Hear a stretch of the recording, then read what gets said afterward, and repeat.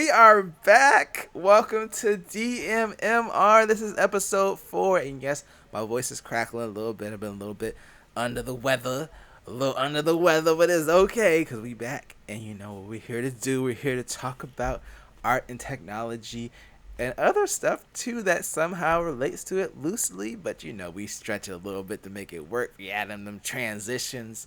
I've been called the king transitions, the way I transition over to Dijon so he can tell me what he's been up to since episode 3. Oh, killed it.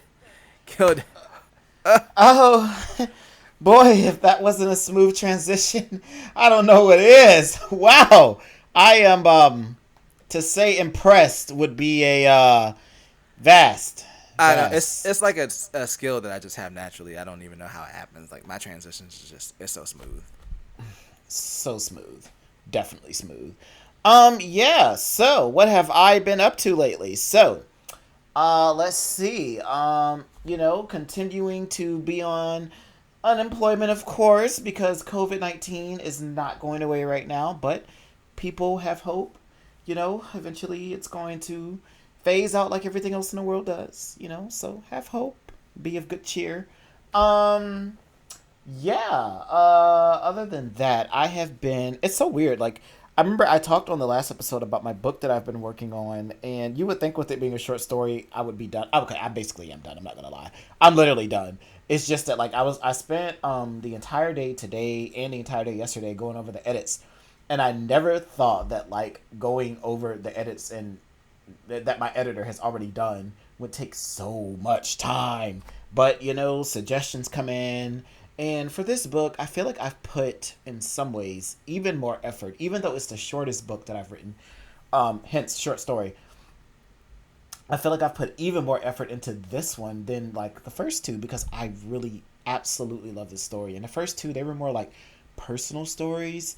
So, like, I was drawing from a lot of personal experience, and this one really gave me a chance to explore fiction and a mix of fiction and my favorite topic, which is spirituality in the Bible, and kind of drawing from that as inspiration, but also putting a fictitious story on it. And so it really gave me a chance to delve into my creativity. So I just want this story to be perfect, and there's no such thing as perfection. I know that, but just let me live in my delusion. But It's yeah.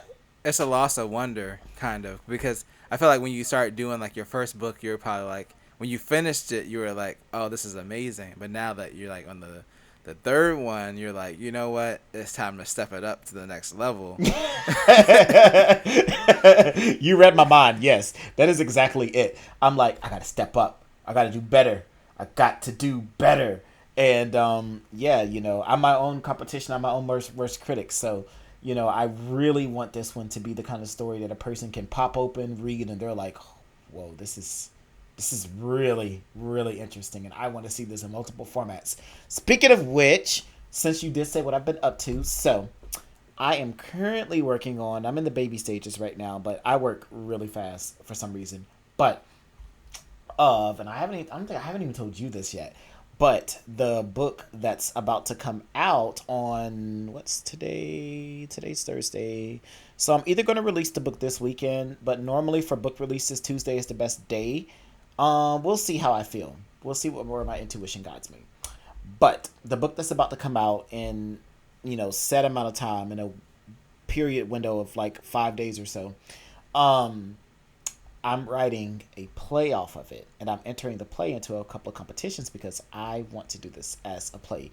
Thanks to my editor, I gotta give a shout out to you, Matt McDonald, wonderful guy. Go check out his channel on YouTube, Movie in the Middle. Um, I actually checked it out. It's really good. yes, dude, Matt is so smart. He's great. He's absolutely great. He's one of my favorite people just ever. But yeah, he was my editor for my book. He is so smart. He's so wonderful, and I love him to death.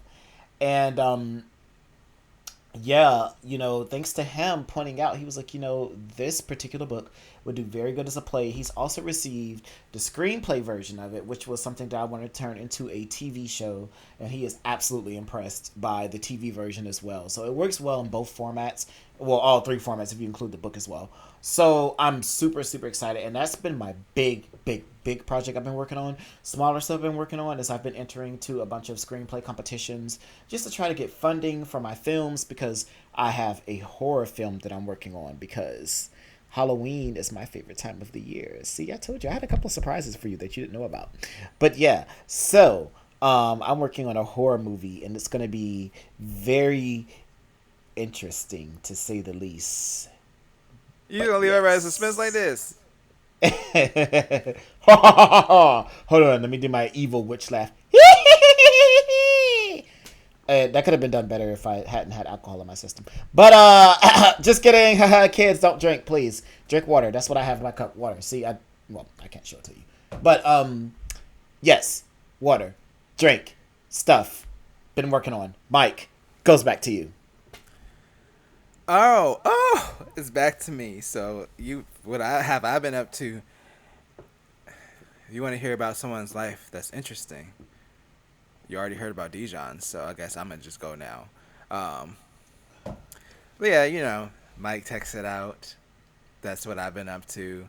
Um, it is so funny because like when you were talking about the process for the book, like you wanting to do better. That's how I am with my videos, and I'm like I want my worst video to be way better than any video that I did last year, and Mm-hmm. I feel like so far, at least in this later part of 2020, I have to shape myself a little bit. At least in this later part of 2020, I feel like I'm achieving that. I'm just trying to find ways to make more interesting content and give more, but also make the video shorter, and that's really challenging because I know you said you're writing a shorter story, and that can actually be more challenging than it's like everybody's like, oh, like a lot of people they like, oh, you're writing a short story, that's gonna be easier. It's like it's more challenging because you're cutting down your ideas. Like you can't like if you have a Mm-hmm. goal of like, okay, I don't want this to be longer than this, you have to cut down your ideas and kind of edit it and summarize things, and that can be difficult because sometimes you might be giving up something you feel like is important, and that's Mm-hmm. what's challenging like for me about doing like a bunch of videos and doing shorter videos. It's like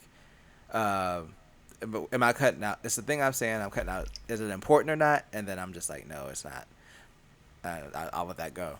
But yeah, that's what I've been up to. I just blacked out my last video. Oh, I did my MacBook Air review. That's right, my MacBook Yeah. Air review. Then I also talked about my Windows computer this week because I felt like it was like it's so funny because it was kind of like that video that I was gonna do when I ran out of other stuff, like other more important stuff to talk about. As horrible as it sounds, so it's like my computer's always gonna be here. I can talk about it anytime. So that's why I finally did the video this week where I talked about my computer upgrades, which I do love this computer despite its issues, despite the horrible case that overheats sometimes, and the graphics card just sounds like it does not even sound like a lawnmower that much, but it really does get me through. And the MacBook Air, and like the opposite end of the spectrum, as being like the ultimate like email Word document like web browser machine that's Mm-hmm. very portable, is like very good at that part of the job.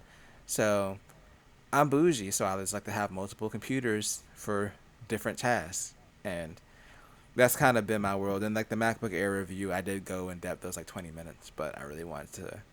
That was a video where I really got to stretch my legs and kind of talk in depth about something that I was passionate about. But yeah, very Mm-hmm. different, two very different devices, but um, both necessary in their own way. And that's what people have to understand about technology. And that's what I try to do on my channel.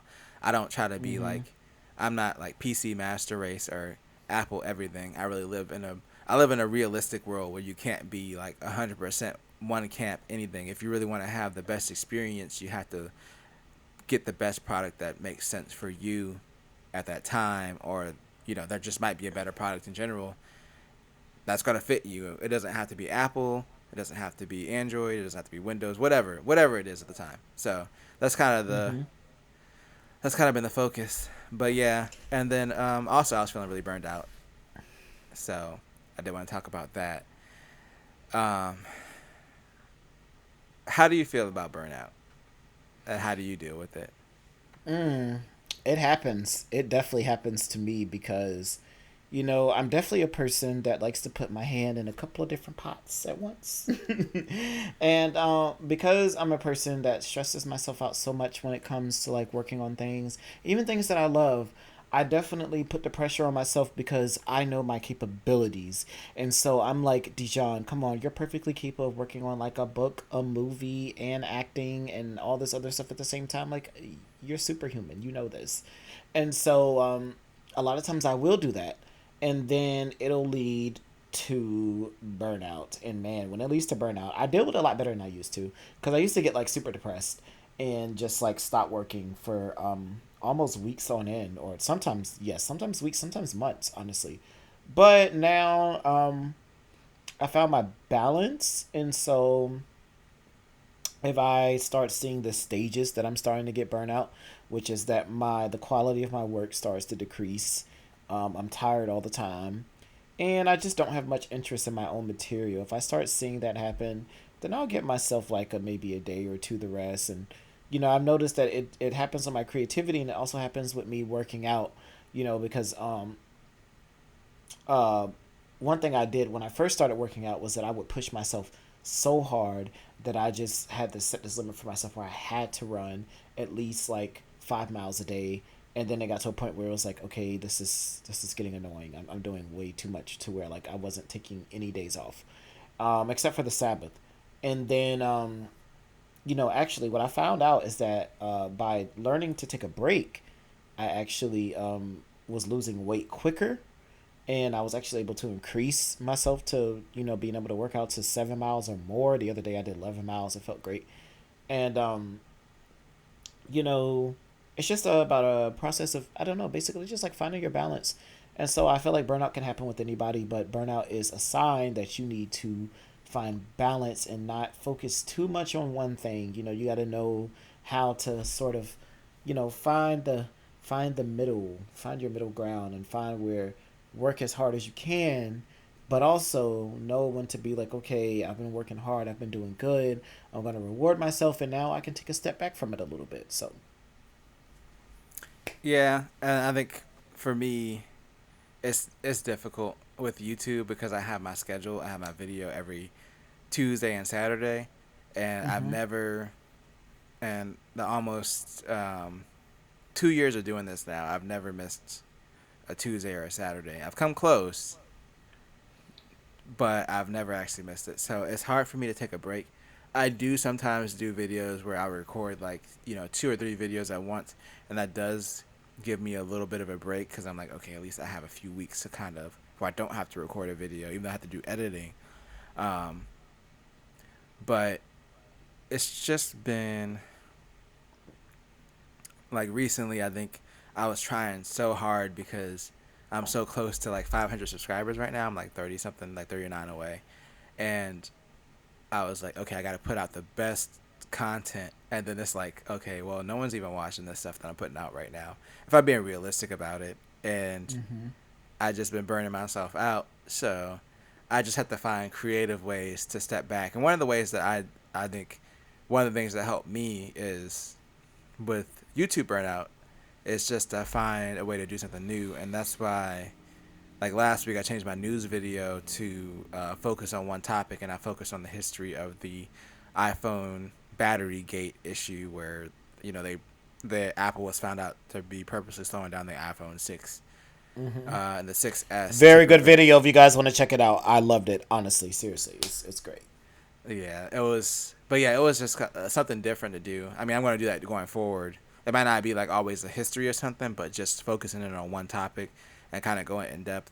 And that was just kind of a way for me to, even though I ended up being more work, I didn't feel burned out by it because it wasn't like, oh, I'm doing this same old thing again. So I think for me, it's like trying to do something new. And then also when I have those chances where I can get like 2 or 3 videos ahead for like at least one of my weekly videos, it really does help a lot because I'm like, well, at least this week I don't have to try to scramble to record 2 videos over the weekend, which are literally my days off because I work Monday through Friday. So, and then on top of that, I've been doing the step competition at work, and people were doing like insane numbers for Mm. these step. They were doing like 20,000 steps a day and more, like throughout the whole competition. Like I run 5 times a week. Before the competition, I was running a 5K 5 times a week. So I run 3.5 miles 5 times a week.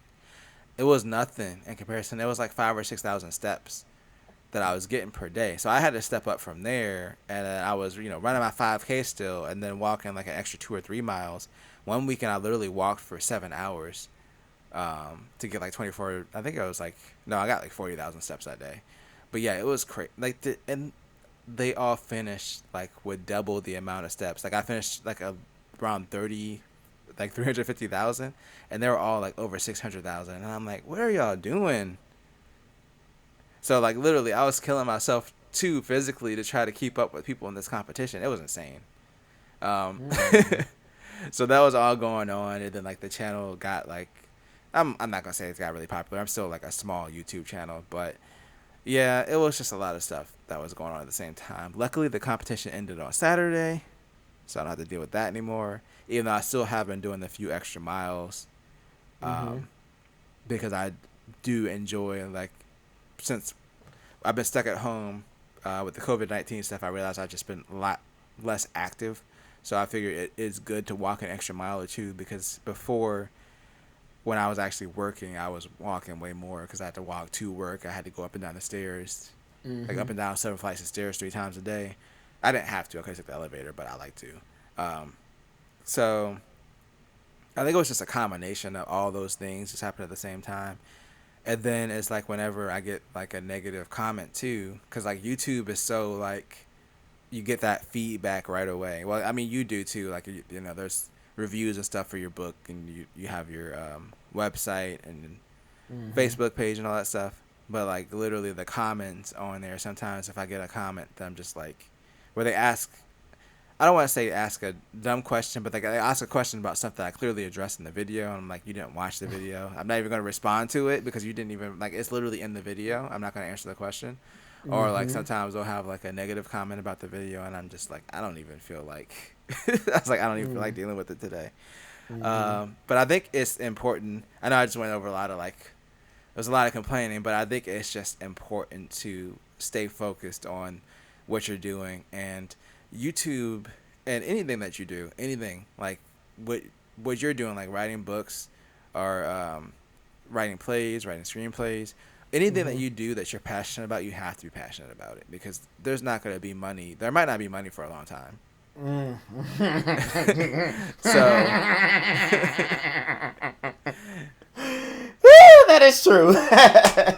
especially with YouTube, like I literally don't make any, and I don't, and people probably don't even think about it when they watch the video. Like I literally don't make any money off of doing these videos at all. Like I'll spend money doing these videos every week, um, but it's just because it's something that I'm passionate about, and I eventually want to be able to make money. Mm-hmm. But I want to feel like I earned it first, so I work hard to get to that point. Uh, And then by the time I get to the point where I am making money, I want my videos to be like, top tier. Like I want to be better than everybody else. Mm-hmm. So that's part of the drive. Why I push myself so hard. And that's another way to get. That's another reason to get burned out. But I'd say like if you're really passionate about it, just fine. And if you are in a situation where like, with YouTube, if you watch a lot of the beginners videos, they'll tell you it's very important to keep your schedule so people know that you're consistent. So that's why it's so important to me to keep my schedule.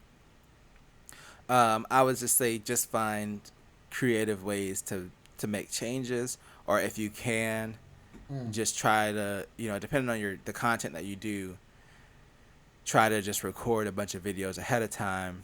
And then that way, at least you'll have some kind of a break. Like record a bunch and get edited, and then maybe you can take a few weeks off, depending on how often you release a video. Those are kind of Yeah. my tips as far as dealing with like the YouTube situation.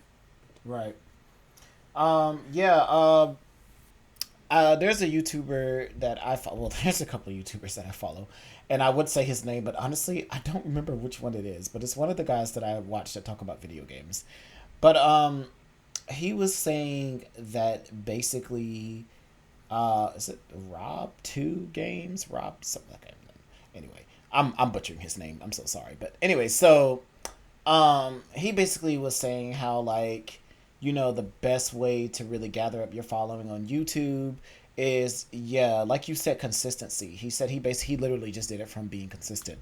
And once you do consistency, that's how you build up your fan base, and eventually people will start paying attention, and YouTube will kind of start like promoting you more.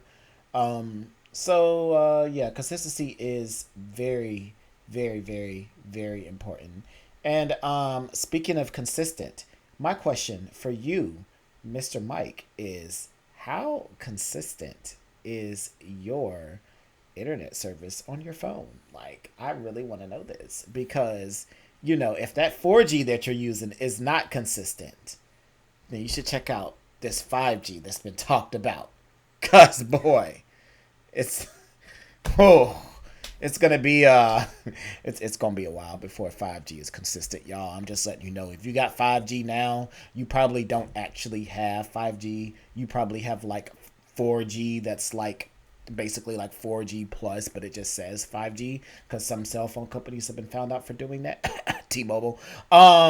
So yeah, but there are some people who actually do have true, genuine 5G, but because there is so little amount of 5G towers set up, and you're probably not getting your money's worth right now. It's more of an experimental thing right now. But my big question is, why is 5G such a big deal? Because I've been seeing the advertisements for it, and to be honest with you, the advertisements do not make the conspiracy theories any better, and I don't buy into the conspiracy theories. Don't mistake that. But it's just the fact that like people are like, oh my god, 5G's going on, government's gonna be tracking everything we do. Oh my gosh, demonic chip, blah blah blah. And I'm like, guys, it's just faster service for your phone. Like, chill out. And then like all the like commercials for 5G are always like creepy and ominous, and they're like, you just have to give in to 5G. And I'm like, you guys aren't making it any better. But maybe they're trolling because that's what I would do. But yeah, my big question is, for you, Mr. Tech Man, because you can answer this question for me. Why is 5G such a big deal? Like, and how long do you think it's going to be before we're actually able to make a switch? Because I feel like we're still, or we just got to the point where we mastered 4G. So why is 5G such a big deal? God, that's a good question, and I completely forgot all the terms for 5G, so I'm gonna probably wing it, and I'm probably gonna get most of it wrong. But I think I try to remember if low band is like the one that is closer to 4G speeds, and then ultra. No, I can't remember. But there's basically different bands of 5G. So the 5G that's widely available is closer to 4G speeds. It's a little bit faster than 4G, but actual like 5G, like when people talk about 5G being ultra fast and like gigabit down, like multiple gigabit downloads over like a cell phone connection, that Mm-hmm. signal is super fast, but it doesn't have a really wide range. So if there's an actual like 5G, like like what would be considered what people think of 5G, like the super fast, like gigabits per second 5G, it's a Mm-hmm. really limited signal, like, and it doesn't really penetrate walls or people very well. So it's really easy to lose a signal. Like the videos I watched, where people tested it, like literally, if you're on like the high speed 5G and you literally turn around, your body blocks out the signal. Like you're not even, it knocks you off the network. Mm. So it's still, so we'll get 5G, which will be basically the 5G that people are going to experience right now. It's going to be like 4G, but a little bit faster. There's probably going to be areas where they have the super fast 5G available, but it would make sense in something maybe like a stadium or like a library. I think that 5G is probably going to be like the. See, I don't want to butcher the terms. I can't remember them right now. But the super fast 5G, that one that doesn't have a great signal that can't travel that far, that makes Mm-hmm. sense more as like maybe eventually a home internet replacement versus Mm-hmm. having cable because of how fast it is. Like I have a gigabit internet package right now, which realistically I only get like around 4 to 600. Mm-hmm. Like 5G can do like 2 or 3 times that easily. Mm. So Mm. I think eventually it'll make sense for home internet or business internet services. Like you go somewhere and instead of connecting to their Wi-Fi, maybe you connect to their 5G network and it's a lot faster. That's actually like, think about Starbucks or something like that, having a 5G network that's super Mm-hmm. fast. So I think that's probably going to be the application, the more practical application for faster 5G. And then we're going to have, I'm pretty sure, I feel like it's low band. That's the wide, or either ultra wideband or something. The one that's going to be available to 90% of people when they're connected to their cell phone. The slower one is a little bit faster than 4G, but it's really nothing to like write home about. From what I've Mm-hmm. heard, I haven't actually tried it myself, but I think that 5G really does have potential, like a lot of potential, and it is exciting to me, but not really as like it's not really exciting as like a cell phone, like faster Mm. cell phone service, as exciting as a potential replacement for home internet and for business internet. Mm. So I think that's where I see that technology going eventually. Okay. Yeah, that makes a lot of sense because I wasn't too sure. Like I've been seeing it pop up a couple of places and people have been talking about it, and I'm kind of just like, oh, okay, what's the big deal about this whole 5G thing? Like, but what you said makes a lot more sense. Yeah, no one who has a 5G phone right now is probably gonna be bragging about the speeds because it's not that much different than 4G unless you go to like I think like there's a spot in like Manhattan where they have like one of the super fast towers or Mm-hmm. Times Square or something like that. I can't remember. It's in New York. I'm bad with areas. But yeah, unless you're in that area and you go there and you're like, "Oh man, look how fast my phone is right here." And then like you walk across the street and then you lose the connection and you go back to the regular 5G or 4G.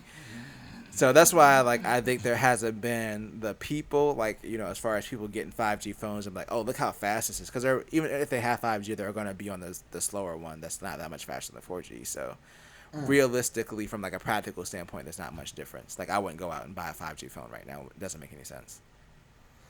Yeah. I mean, I'm pretty sure the people that do have it are Android users, Yeah, I mean, and and I'm not saying don't buy a 5G phone if the phone is only offered in 5G or if it doesn't cost anything extra. But don't spend extra on a 5G variant of a phone. It's not worth it. yeah, absolutely. Yeah, honestly that makes a whole lot of sense because like I said, I think it's personal opinion. I think it's going to be a while before 5G becomes the norm. Um, we're still adapting to 4G, and 4G is just kind of the big thing right now. It's kind of like we're reaching the pinnacle with a lot of things in technology right now. Sort of like with video games. I remember there was a time period with video games whenever like the transition from like the PS2, Xbox, and GameCube to the 360, PS3, and Wii, where for the most part we saw a big graphical update compared to what we were used to. The Wii is an exception. It wasn't a big graphical update, but it was a big update in technology. Um, When I think of the Wii, I think that was our first stepping stone to VR, like what we have right now as far as VR. Oh, it was absolutely, absolutely. I mean, anybody who watches our podcast probably knows by now that I am a Nintendo fanboy. I don't like the word fanboy, but it is what it is. I'm a Nintendo fanboy. I love Nintendo. I love almost everything that they make. So, and even the stuff that I don't like, I'll still support it. I went and bought a Wii U. So, not that I don't like the Wii U. It was good for what it was worth. It had good graphics, but yeah, during that time period, we saw a big graphical update, and then compared to, the 360 to the Xbox One and PS3 to the PS4, the graphical update was still obvious, but it wasn't as big. And then going into the next generation, we see even less of like an improvement. It's not like this huge thing where it's like, oh, it's like, oh, okay, well, the graphics look better. Bump mapping is a little bit better. Obviously stuff looks a little bit smoother, but it's not really what it used to be. So we're kind of reaching that pinnacle where it's like you can only go up so high with technology. Um, but yeah, that's about all I have to say on that Yeah, it's part. it's not gonna be like graphically, it's not gonna be a big improvement. This generation, I'll tell you that this generation is really about the one thing that's cool about these consoles, both the PS5 and the Xbox Series X, is they're bringing ray tracing at a low price. Like, the reason that it was a big deal when I talked about my video. See, I'm always cross promoting somehow. When I was talking about this graphics card in my video and how I got it for $380, the reason it was a big deal is because when this card first came out, it was $600 because it was one of the first cards that did ray tracing on consumer computers. It was Nvidia's first. This is Nvidia's first time doing ray tracing, and the cheapest card you can get that does ray tracing, which is the RTX 2060, you can get it for about $300, and that's the cheapest. And you realistically, like, unless you're gonna run games at like 720p, maybe you're not gonna really be able to do ray tracing up there. Like, even their highest end card, like this 2070 that I have, it can do it at 1080p, but that's pretty much it, and still maintain playable frame rate. The consoles are bringing ray tracing. That something that the PC can't do well right now. They're bringing it to home. They're promising 4K and ray tracing, which on a PC, like, unless you're literally gonna spend $1,000 to get a 2080 Ti, which is honestly a little bit more than that, which is the highest end consumer graphics card you can get that does ray tracing, and then get a really like a $500 processor. You can't do that on PC right now. So that's what's interesting about these new consoles, and then also what they're doing to combat the raw power advantage that PC has is they're using solid state storage, like super fast solid state storage, to load assets from the game like real time. So while PCs, like powerful PCs, can brute force, they can basically brute force the graphics. The consoles are still, it's probably gonna be like a $500 system, right? So how can this $500 system beat a PC that's $2,000? Well, pre-rendered assets on a really fast hard drive that you can basically load instantaneously into the game instead of rendering them with the graphics. That's what these next systems are doing. Like the PS4's storage is so fast. Like, and that's another thing. It's using PCI Express Gen 4. If people are not familiar with PCI Express, if you have like a desktop PC, it's basically the slot that your graphics card plugs into. More recent computers, a lot of solid state drives actually plug into them. But anyway, the storage is so fast. Like, if you were to buy it right now, like a 1 terabyte Gen 4 SSD or solid state drive would be about $200. So the PS4 storage is going to be that fast where you can literally have assets on the hard drive and just load them in real time. So these systems are probably going to be like $500 or $600, are going to be able to outperform PCs that are thousands of dollars just by using the technology in a smart way. And it's going to bring ray tracing, which computers, like my computer does it, but it doesn't do it super, like I can do it at 1080p and it's all right, but it can't do it super well. And these consoles are going to be built out of the box to do that. So graphically, they're not that much different than, like, from what I've seen so far, like from the stuff that they put out, they're not going to be that much different. But from a technology standpoint, as far as pushing forward and actually doing something better than the PC is going to do, I think it's going to be a really interesting console generation. And then now PC is going to have to catch up, which is like unusual. Usually consoles are catching up to PCs. Yeah. Yeah, it's definitely going to be, I think it's going to be interesting console generation anyway, because, along with what Sony and Microsoft are doing, I'm really interested to see what Nintendo is going to be doing with this generation, because obviously Nintendo kind of kickstarted the generation a little bit early with the Switch. And, because originally the Wii U was the competitor, so to speak, against the Xbox One and the PS4, but Nintendo sort of kicked the Wii U out and then used the Switch as almost like a replacement. So the Switch is basically like it's like in between generations, and it's been theorized a lot that Nintendo is probably gonna release something along the lines of being like a Switch Pro or something. I have mixed feelings about if Nintendo is actually going to do that. If they do it, I'll be so happy.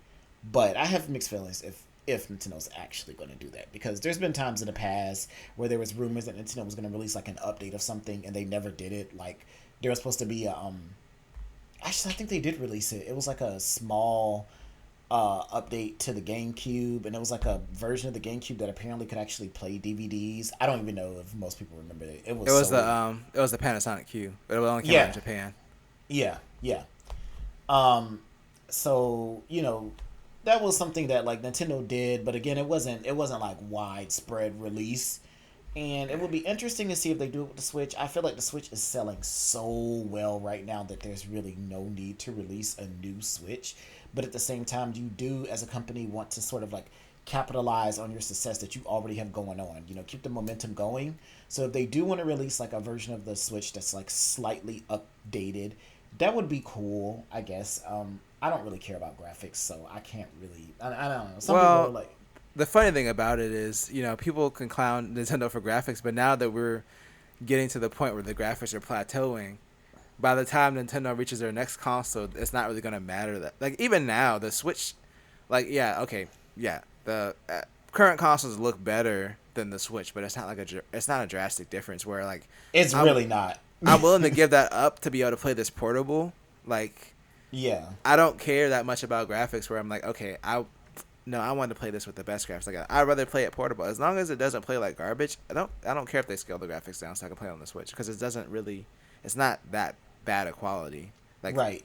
in comparison to what you get on the bigger consoles, and it's portable and you can play it on the TV if you want to. If you have the regular Switch, I have the Lite, so I prefer to play everything handheld. But what Nintendo's been able to do, like, has been crazy with the Switch. Yeah, and honestly, like you said, it's not like a huge graphical downscale anyway. And I would say, if anything, I would like to see them maybe upgrade the CPU just a little bit because of some complaints I've heard about Breath of the Wild. At certain points, apparently the game runs funny.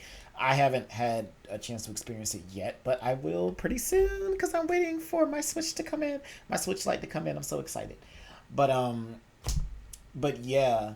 So that's all that's the only thing I would say is just maybe upgrade the CPU a little bit so that when you do get those games that are obviously going to require using like the full power of the Switch, because anybody who's played Breath of the Wild knows that like the graphics are incredible, especially for the art style. It's absolutely, it's such a beautiful game that it's like, okay, this is probably well, probably currently the best game that the Switch can pull off.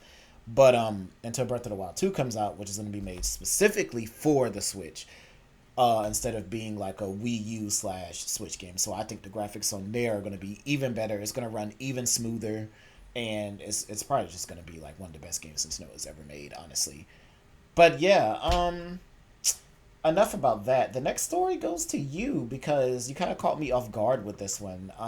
Ken? I'm trying to remember which. Oh.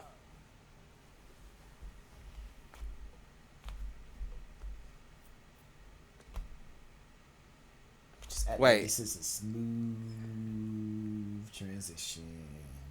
Smooth transition. I thought you added that topic. Oh, maybe I did. Maybe I forgot. Anyway, yeah, so we're just gonna skip that topic then. I was like, wait a minute. I think it was a story I added, and I think there was a reason I added it, and then it's one of those things where I was just like, I don't know. Anyway, this next topic, we're gonna run through this really, really quick because I want to keep our channel about as little as politics as possible. I'm not a fan of politics, especially with the state of the world right now. No. So, who are you? Not gonna say who we're voting for because that's private business. But what do you think about the whole current state of the elections, about Trump, Biden, or Kanye, or let's just be rebels and break the whole political system? Because I say this as respectfully as possible. I have no confidence. I'm not going to say little confidence. I have no confidence in any of our presidential candidates. I know that there's a direction that everybody think we should go in, but wisdom has taught me that what may look like the right decision may not always be the right decision, and I think we need a complete change, and a change for the better. I don't want us to change into something that we shouldn't be, like socialism or worse. But yeah, the next presidential election, I'm really scared about it, to be honest with you. It's it's creeping up on us, obviously, but yeah, I just wanted to hear a little bit of your opinion on it. And honestly, we're gonna run through this because for me, my opinion on this is anyway. I'm gonna let you go first before I even go. My opinion on it is to vote. And I say that as someone who has never voted because I really don't like the electoral college thing. I just feel like if more people pick the person to win, they should win. It shouldn't be based off of winning states because I feel like it creates this whole game of it's like a whole strategy. Like, oh, I'm going to try to win this state, so I'll get these amount of votes, and then I'm going to play. They play a game to try to win the states that they think they're going to win, and that's what happened with the last election. Yeah. It was Trump played it smart. He went after the states that he knew he was going to get the votes in. And at the end of the day, even though the other candidate won the popular vote, he still won because, he played the game. And there's nothing wrong with that. The rules are there. I just don't like that rule. I don't think that the electoral college or the votes from the state should decide the president. And that's why I've had such an issue voting. But even I, someone who has been against voting his whole life, is going to vote. I'm going to vote because I want my voice to be heard. So it doesn't matter who you want to pick, and even if you want to go independent, I think that there's a real chance that you could always go independent. I mean, absolutely. With the way the system's set up, there's a very slim chance of them winning because they would have to win however many states, so it's almost impossible. But it's good out there. It's good to get out there and have our voices be heard. So I just think. And I'm not here to vote shame anybody to say like don't vote for this person or vote, but it's important because last election, we and myself included, I was like I didn't feel like it was important. I didn't care to get out there and vote, and then now I realize like okay, I made a mistake. I should have voted. Just to get out there and make sure that our voices are heard, and we try to. And then do your research too and pick the candidate that's going to best align with your values, no matter what those values are. Actually look at the values. Just don't vote for somebody because you think that this person's bad and this person's good. There's no such thing as good and bad. No one's 100% good and 100% bad. Agreed. Vote for the person that has your best interests in mind. That's all I want to say about it. Yeah. So on that, the way I feel, for one, I don't know if you and I talked about this or if you know about this, but they've done away with the electoral college, so this one is going to be decided by the popular vote, which is very exciting. This is going to be the first time in American history that they've actually done away with the electoral college, and they're going to decide stuff by the popular vote. If that had happened in the last election, things would have been very different. But that's the past. We're not worried about that. We can only move forward. I just feel like you said, vote. Research everybody before you vote for them. Know what's what. Don't fall for deception. If you are a person of faith, whatever your faith may be, I'm definitely not here to try to sway people into a particular faith. I'm of, a Christian faith, so I believe in praying first and before I go and do something like that, because I think that human wisdom will fail you. And honestly, I'm to a point to where I don't know. I feel burnt out when it comes to politics anyway, and I'm just looking at all of these people exactly. I'm literally I can't even get on certain social media platforms right now because I'm just I don't even want to deal with whether I like the person or not, there's just so much I don't want to see this person get slandered all the time or it's exhausting. I'm like, okay, you guys are wasting too much energy on being negative about this. Do something positive. I can't. It's at this point, the way social media is, it's well, damn, do you guys just want to do away with all of them because you're saying that one person is this, one person is this, one person is this. Just do away with all of them at this point. Forget it. So anyway, go out, vote, be a responsible American. If you don't want to do that, hey, whatever. Don't be mad about the results. That's all I got to say about that. So my next topic is something that I chose. It's something that I actually ran across online about 2 weeks ago, and Where? It's Where? I ran across it on Twitter. Mm. I ran across it on Twitter, funny enough. And I was super passionate when I saw this because I actually posted a status about it on Facebook around almost 2 months ago. And so, for like, granted, it only lasted like 2 days, but I don't even think it lasted 2 days, it lasted one day. But, MySpace was trending on Twitter. Do you guys remember MySpace? If you don't remember MySpace, because there's some people that actually might, who watch our podcast, who might actually be too young to remember MySpace. But MySpace was a social media, parent that sort of started us into all of this social media crazy madness stuff. But it was totally cool because I felt like it was set up way better than Facebook. Um, you were able to kind of create your own stuff on your own page, a lot more customizable stuff. MySpace was so cool. I literally never stopped loving MySpace. I think I did what everyone else did, and I only transferred because I felt like if I didn't, I wasn't going to have nobody to talk to.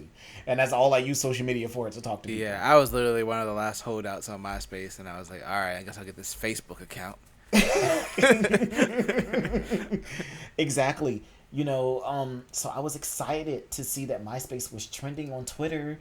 It is my hope that MySpace is going to come back because I am so tired of other social media sites that I can't say because I don't want to trash anybody. Oh no, I'll trash them Facebook because they've just mishandled. It's not even that the site. Yeah, the site is bad, but they've just mishandled a lot of privacy issues. They've mishandled stuff with the election. They allowed slanderous advertisements on their site to the point where literally major companies this last month had like pulled advertisements and they're like, hey, you need to fix this whole like. They, aside from the privacy issues, it's like for them allowing misinformation on their platform. Like, yeah, you're the biggest social media platform, and people are getting the most false information from your platform. Mm-hmm. So it's as a I'll put it out there. Facebook is there is. I'm not saying it's a failure as far as like obviously it's successful, but like as far as making sure the have its users' best interest in mind, it's not the place to be. Absolutely. I mean, honestly, and yeah, you said it best. I mean, just to be real, yes, I was talking about Facebook. I am not a fan of Facebook. I don't always like trashing Facebook because I feel like Facebook will censor your posts, and believe me, Facebook has censored some of my posts. Because every time I post something, I've noticed this. Every time I post something that's religion related, Facebook censors the fuck out of it.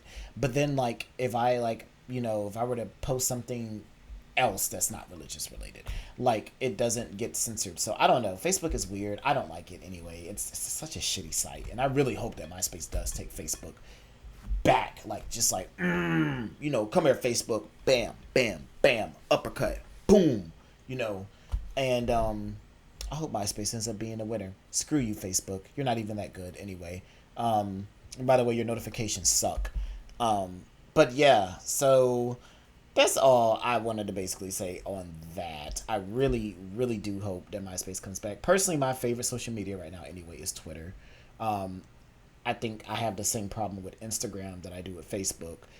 Except, like, when it comes to using Instagram, it's one of those things where it really seems like you have to, like, take your shirt off in order to get views. Or you have to shell out vast amounts of money in order just to get followers, and people pay for fake followers, and I'm like, what's the point of doing that? Are you just so desperate for followers that or you want your following number to look big? Like, that's not, I don't know, that's just me. I'm all about authenticity, and so sites like Facebook, Instagram aren't my thing, but Twitter, I absolutely love Twitter. I think Twitter is the social media king right now. I'm loving everything about Twitter, and if I have MySpace and Twitter, I will be so happy. And I'll actually be like, hey, I have a reason to use social media other than just to talk to my friends. So that would be cool if that happens. But we'll pay attention as time goes on, and we'll see what happens. I mean, Facebook obviously dominates the social media market right now, with them also owning Instagram. And I think they own Snapchat. Do they? I don't remember. Somebody owns Snapchat. I think they own Snapchat.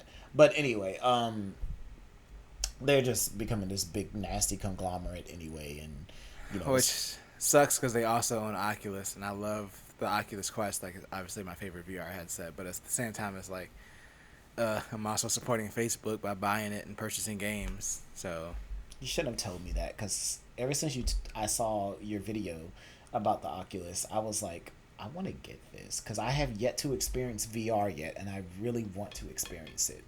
VR was literally something as a child that I grew up wanting to experience, and and back then it was only on movies that I would see, about it, but it was never a thing that I personally got a chance to experience outside of going to like a 4D movie, which was the closest thing I got to VR.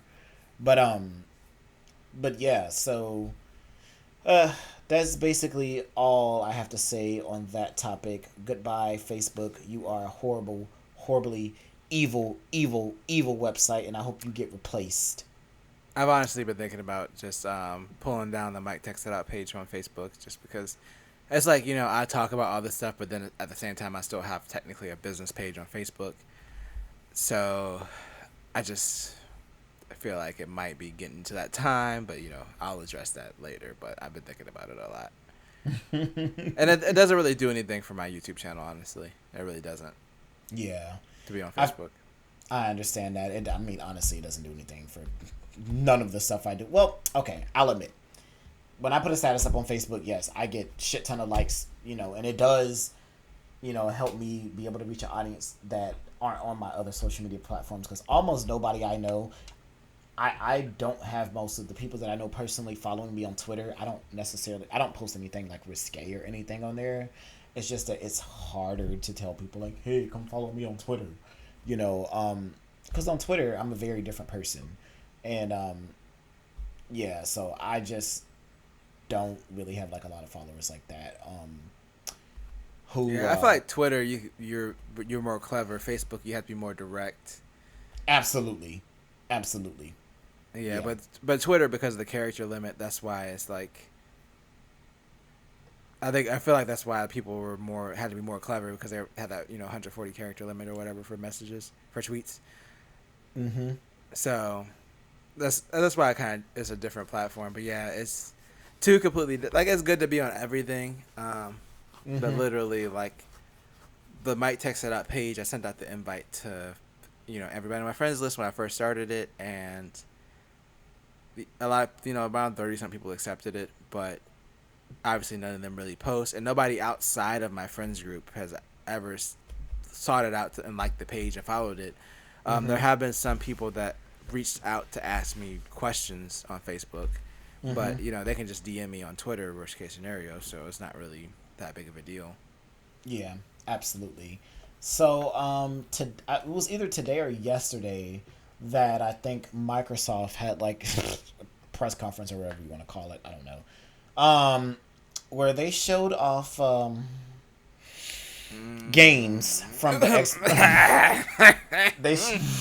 they showed off some we'll call it software. They showed off some software from the Xbox Series X, and the games looked graphically, they looked good.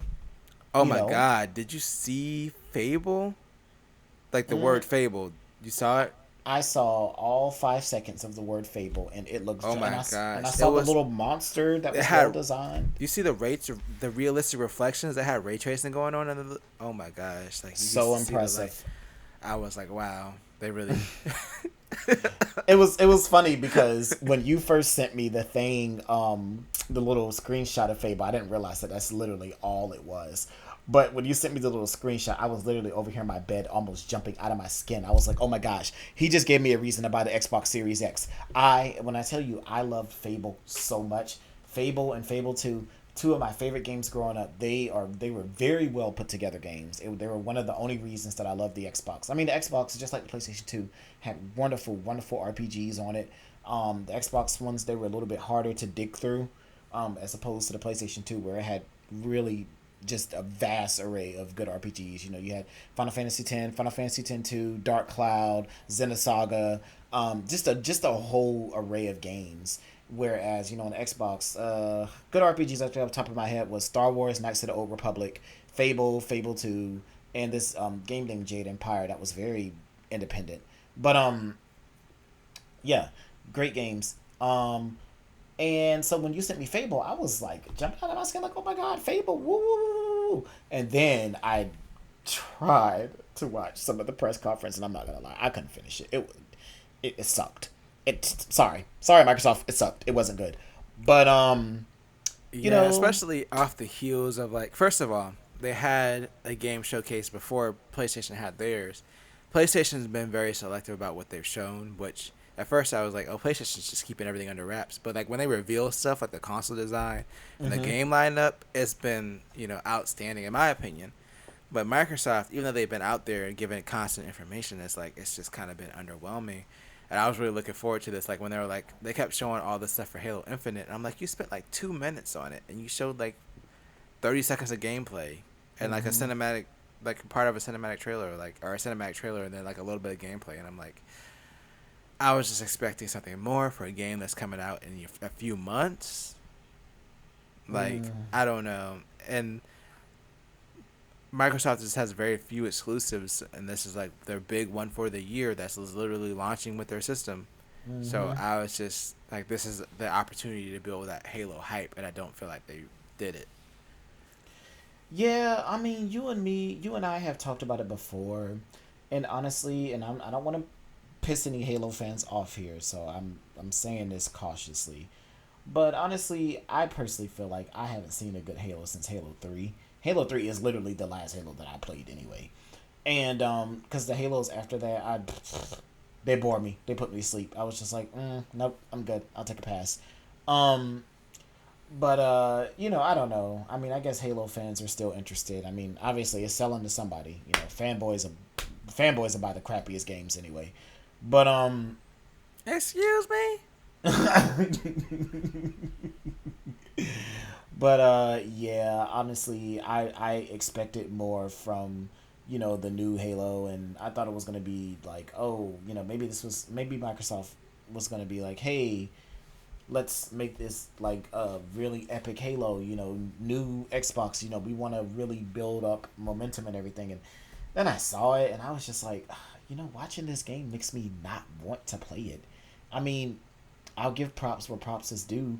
Graphically, it is beautiful. It's very beautiful graphically, and I like, I guess, good graphics. It's not something that I harp on. I'm more of a gameplay guy and very much more of a story guy. I mean, I'm a writer, but good graphics. They're nice to look at. They're equivalent to seeing a very attractive person. Like, oh, you're nice to look at, but what else do you have to offer? But yeah, and so I just wasn't really impressed. And my final thoughts on it is, at this moment, I have no intentions on buying the Xbox Series X. It takes a whole lot for me to buy a video game system. I mean, a whole lot. I almost skipped out on this entire past generation, and the Switch caught my attention for a couple of different reasons, which we're gonna touch on that right after this. But I would have bought. I will say this.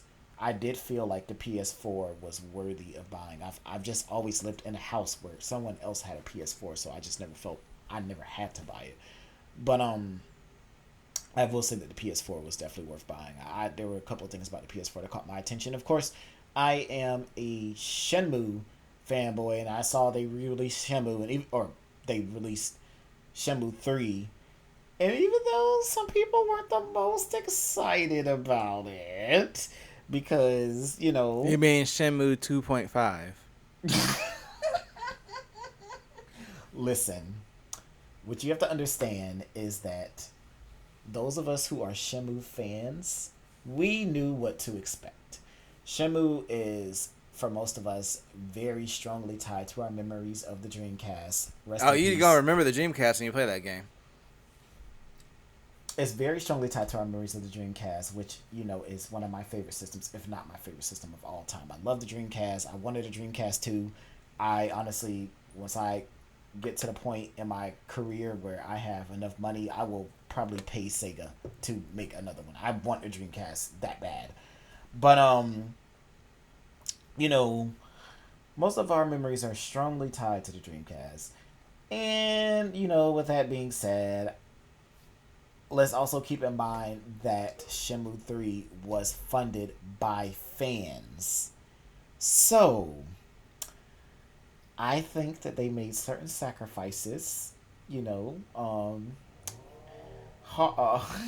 graphically, so that the story could be as good as possible. And from what I've heard, the story is really good. I haven't gotten a chance to play it yet because I don't have the systems this is available on. I wish it was on the Switch, but I feel like it was intentional. There's no way that they can make a game that look exactly like the Dreamcast game and play it exactly like it and have the same loading times unless it was completely intentional. Like I feel like it was intentional because even low budget games have better graphics than that and faster loading times.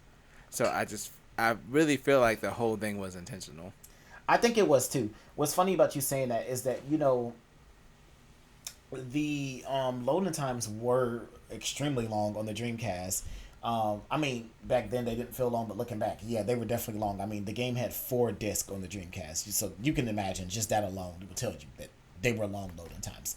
However, I think that their plan was let's make Shenmue 3 not, let's not overdo it with Shenmue 3. Let's see how the sales go. And the sales have been good enough to where for Shenmue 4, they're going to go all out. Because Shenmue is originally I think it's a 6 game series. And so it was originally intended to be a 6 game series. They only had to put the brakes on it because the Dreamcast died. Um, but I think that what they're going to do is that for Shenmue 4, they're really going to go all out. And it's going to be a very beautiful game. Of course, we haven't heard anything about it yet, but it's going to happen. If Shenmue 3 happens, Shenmue 4 is definitely going to happen. Like, they're not going to revive something just to be like, all right, nope, we're killing it off again. That would break our hearts. And after what we saw in Shenmue 3, we deserve a Shenmue 4. But anyway, enough on that. Do you have any more final thoughts about the Xbox before I move on to one of my absolute favorite video game company of all time? I just want to say I have fun shading stuff, but in all seriousness, I'm definitely going to play Halo Infinite. I'm not. I wouldn't say I'm not. I'm not excited about it. Like there's nothing that. If I wasn't already invested in the story, if I haven't already played 6 Halo games, including Halo Reach, and played through the whole story up until this point, and I'm literally just waiting to finish this story, I wouldn't even bother with it. But I really want to see how this story is going to wrap up. That I've invested like literally 2/3 of my life in. So not invested 2/3 of my life in, but have been playing over 2/3 of my life. If it wasn't for that, I probably would be like, I might check it out when it's on sale. But because I got to finish the story, I'm gonna play Halo Infinite. I might even do a review. I might do my first game review on YouTube. We'll have to see. I almost did it for Gears 5 because I actually beat Gears 5 before it came out, like over a weekend. So I had time enough to do a review, and I didn't. But Halo Infinite, maybe I'll do a review. We'll see. Good luck with that. So, since we are talking about video games, and particularly since we're talking about Halo, I'm going to move on to what back in the Xbox, PlayStation 2, and GameCube days was considered to be Halo's competitor, and that was just fans saying it. It wasn't intentionally done by Nintendo and Microsoft. Metroid Prime. And the reason I'm bringing up Metroid Prime is because there are some people out there who like to doubt that Metroid Prime 4 is happening. And I want to say that Metroid Prime 4 is definitely happening. It's going to be one of the best games ever created. Nintendo has only taken their time with Metroid Prime 4 because they know that this game has to deliver. The last Metroid Prime that was released, not the last Metroid game, the last Metroid game that was released was just released like a couple of years ago, but the last Metroid Prime that was released in 2007 on the Wii. They skipped the Wii U for obvious reasons. But it was in 2007, and ever since then, us Nintendo fans, we have been begging to have another Metroid Prime because we knew after 3 that the story wasn't over, and Metroid Prime 4 is well into development, and a lot of us expected at least some kind of hint of it to be shown because at the most recent Nintendo Direct, because Nintendo has not done a Direct in a year. And, they did a Direct a few days ago. and it wasn't the Direct to what? it wasn't the strongest direct.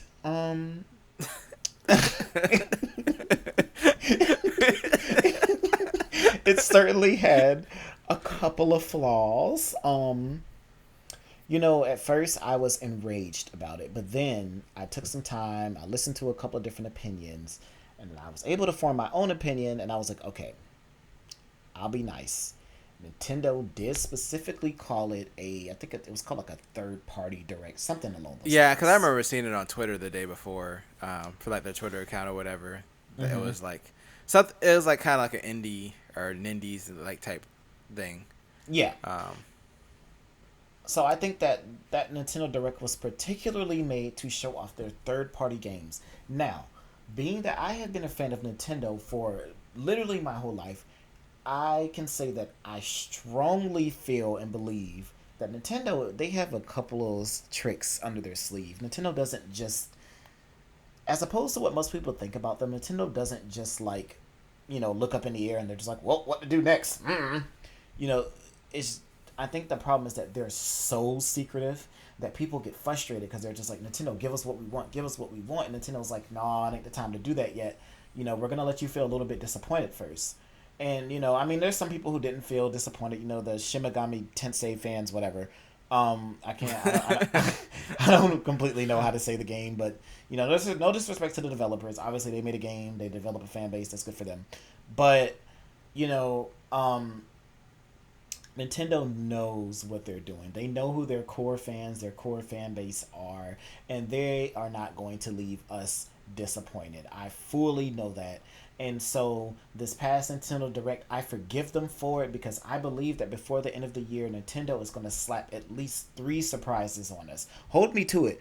But and if not before the end of the year, I'll say by February of 2021, they're going to slap at least 3 surprises on us, and I think they're going to be great surprises. I think the momentum for Nintendo is going to build back up. Nintendo has seen how much their sales have increased during COVID-19. They see that they're paying attention to it, so now they know that the pressure is on them, that they have to release these great games, that we need another great Mario platformer, that we obviously we're waiting for Breath of the Wild 2, and of course the most anticipated game probably of the decade, Metroid Prime 4, something we're all waiting for no matter what people think is going to happen.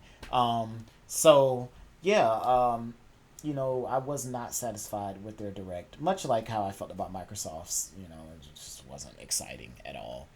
But yeah, I'm honestly excited for the Tooth Fairy because I just been waiting since I was a kid to really actually meet the Tooth Fairy.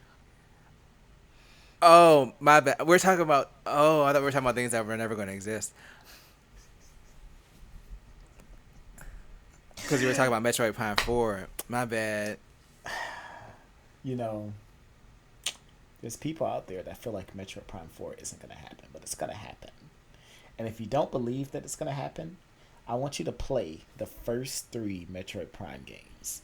And I want you to see how well developed those games are. Granted, I am a science fiction person, so I'm a slightly biased, but I am also a hard critic when it comes to video games. I know a good video game when I see one. I especially know a good Nintendo game when I see one. And Metroid Prime is by far the absolute best series that Nintendo has ever done. I even like Metroid Prime more than I like Legend of Zelda, and I struggled to say that because I love Legend of Zelda a whole lot. But Metroid Prime is a whole different thing. The science fiction genre is not explored well enough in video games, I feel, and especially when you have a game that's single player. Everybody wants to be multiplayer now. And with Metroid Prime, it really gives you that creepy feeling. It takes you in there. You're very isolated. The worlds are beautiful. The graphics were phenomenal for it to be on the GameCube. I mean, it honestly looked like a next generation game, even on the GameCube. Like, it was like, how can this system even pull this off? It made me think that the GameCube was more powerful than the Wii, which anyway, I'm not gonna go there. It might be.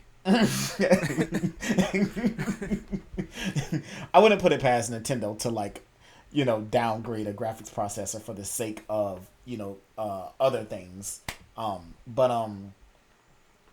yeah, the GameCube, Metro Prime on the GameCube was just so beautiful and very much just one of the best series that's ever been made. And I know I sound like I'm just fanboying right now, and I'm going crazy over a series that is still alive, but has been dormant for a while.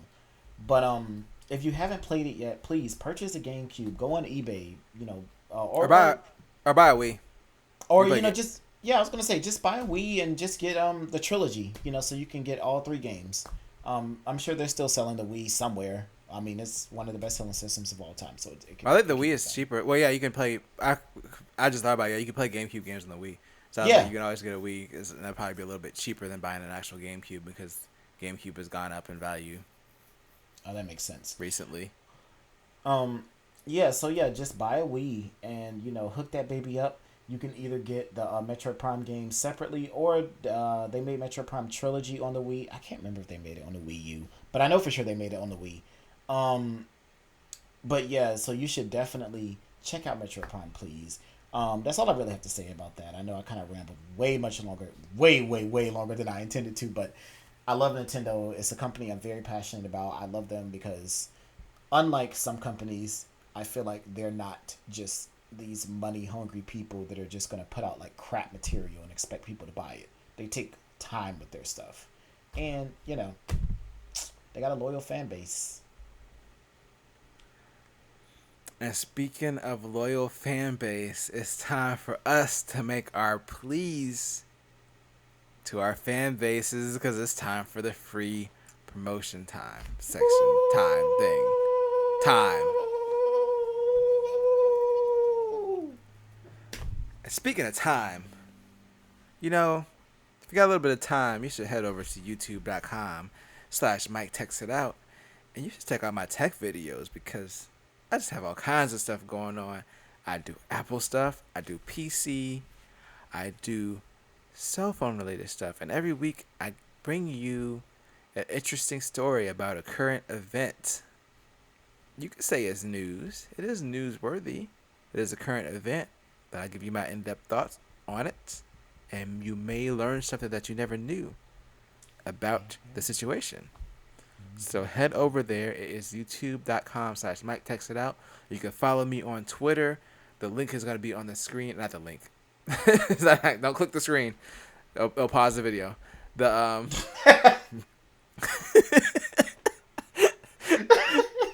my Twitter head will be on the screen the whole time.